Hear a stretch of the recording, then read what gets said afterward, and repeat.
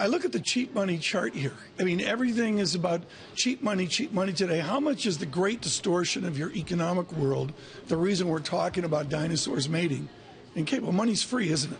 Well, that's clearly one of the forces behind the M&A wave. But, you know, we have those low rates because, as Stan Fisher was saying, we are concerned about the state of the economy.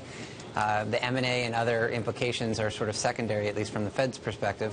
They're focused on whether they can help bring down the unemployment rate. Do you worry that the financial engineering within our great distortion benefits people like John Malone and that it's all going to the elite who are smart enough to do transactions and to benefit in finance while everybody else, including cable bill providers, what is it, 150, 200 bucks a month? That is actually the best way to think of them. They're cable bill providers, not cable service providers. No, but people writing out the check every month are getting hammered within this great distortion, aren't they? Well, look, stepping back from that, we've had 2 to 3 decades now of rising inequality. A key question is why and what we can do about it. And one of the interesting things is most of the rhetoric is about CEO versus average pay.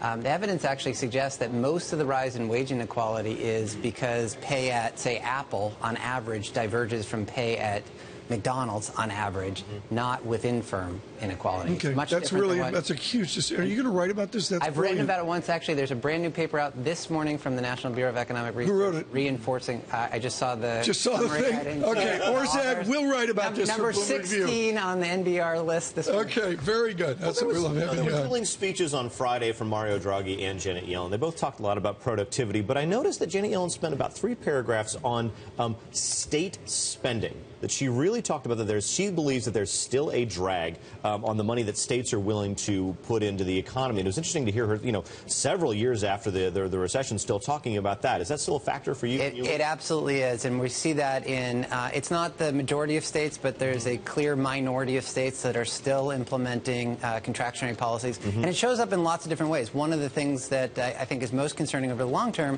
is that states have been cutting back on appropriations for higher education.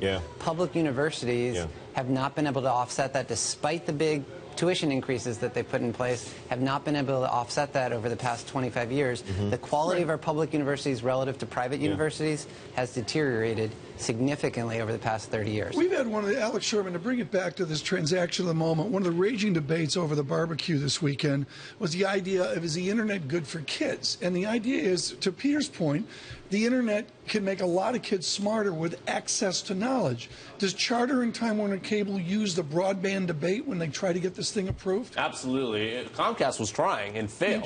John Malone is going to say, to simplify this, John Malone's going to say, if you let us merge, we're going to provide better internet to make poor kids smarter. Right. It will provide better, cheaper internet, perhaps in regions of the country that still don't have broadband internet, which actually does exist in large swaths of the country. You don't have access still to high-speed broadband internet because it hasn't been cost efficient for the cable companies to build it there. That may slowly start to erode, and it will be a big chip to throw to the Obama administration to say, look, we'll do this, and then all these people will get access that haven't had it before. Alex Sherman, thank you.